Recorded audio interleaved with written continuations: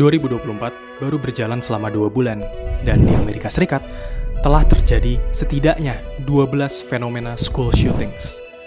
Fenomena yang mungkin asing di telinga kita sebagai orang Indonesia, tetapi sangat familiar di telinga orang Amerika. Hell, kejadian school shooting di Amerika Serikat terjadi at least 1,5 minggu sekali. Masyarakat di sana juga sudah capek banget sama kejadian ini. And yet, kejadian ini tetap jadi. Aku rasa kalian yang klik video ini setidaknya sudah familiar dengan istilah school shooting.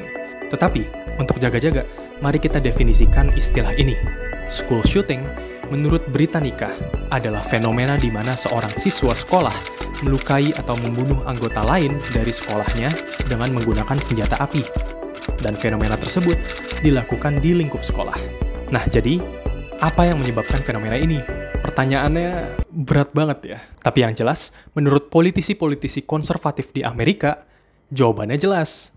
The root of a lot of these issues is mental health. We know that most of these people are mentally deranged, so do we need to do a better job in mental health? This is not a gun problem. This is a mental health problem. Mental health. Hampir seluruh pelaku school shootings adalah siswa yang dibully, dan mayoritas korban pembulian memiliki gangguan mental akibat pembulian tersebut. Oleh karena itu, kata politisi-politisi konservatif, untuk mengurangi fenomena school shootings, perlu dilakukan pengecekan dan pengembangan mental health untuk siswa. Namun, apakah ini merupakan solusi yang tepat? Fenomena bullying itu universal, terjadi di berbagai macam tempat dan situasi. Di Indonesia pun banyak kejadian bullying, namun anak-anak kita nggak balas dendam ke bully mereka dengan bawa senjata laras panjang ke sekolah. Dalam kasus school shootings Amerika, pendekatan psikologi bukan merupakan pendekatan yang paling masuk akal. Toh, para politisi konservatif di sana juga biasanya hanya akan membahas mental health setelah kejadian school shootings doang. Di luar kejadian itu ya nggak pernah dibahas. Terus, inti permasalahan school shootings ini sebenarnya apa? Ya senjatanya. Lihat hasil penelitian ini.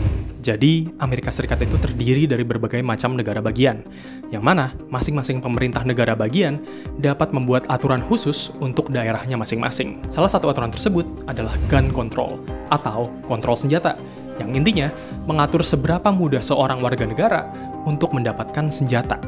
Nah, pada penelitian ini, ditemukan korelasi antara keketatan aturan gun control terhadap kematian akibat senjata api.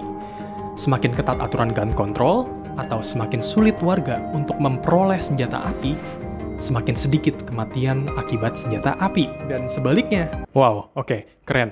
Sekarang, pertanyaannya adalah, kenapa nggak semua negara bagian ngekatin gun controlnya? Well, jawabannya rumit.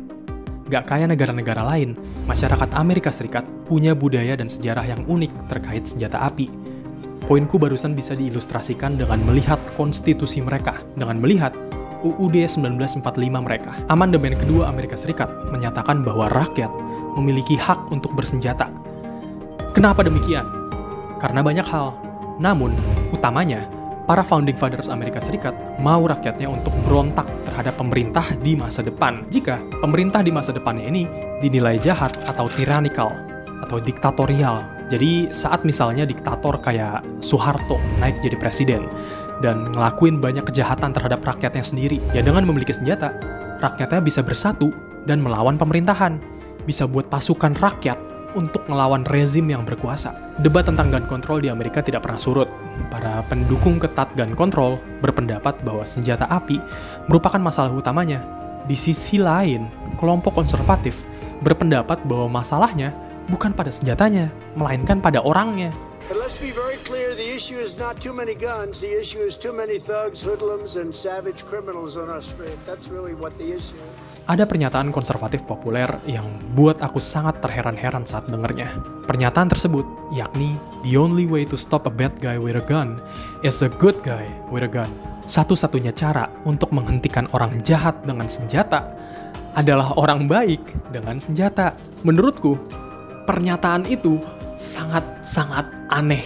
Mengingat bahwa banyak banget kejadian kayak insiden school shooting di Uvalde, di mana good guys with guns ketakutan dan gagal untuk menghentikan bad guys with guns. Pada pukul 11.32 pagi, Salvador Ramos, umur 18 tahun, masuk ke dalam sebuah SD di Uvalde, Texas. Dia membawa senjata laras panjang dan mulai menembaki anak-anak dan guru di sekolah tersebut. 2 menit kemudian, polisi datang ke sekolah. Orang-orang baik dengan senjata telah datang. Dan apa yang orang-orang baik ini lakukan? Diem. Mereka diem.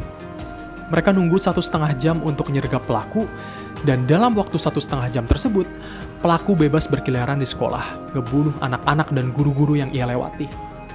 Kenapa polisi nunggu selama itu? Karena mereka takut. Good guys with guns gak bisa mengatasi bad guys with guns. At least dalam kasus ini. Permasalahan ini akar utamanya bukan dari individu, bukan dari bullying, bukan dari psikologi. Di berbagai macam negara terdapat fenomena bullying. Namun, kenapa hanya di Amerika Serikat kejadian school shooting ini terjadi? Aku, sebagai channel yang mainly bahas psikologi, membahas topik ini untuk mengilustrasikan bahwa satu pendekatan aja gak cukup untuk menganalisis suatu masalah. Para politisi konservatif Amerika menekankan bahwa akar dari school shootings ada di level individu, ada di level psikologis. Namun, ya kurang tepat jika pendekatannya hanya psikologis.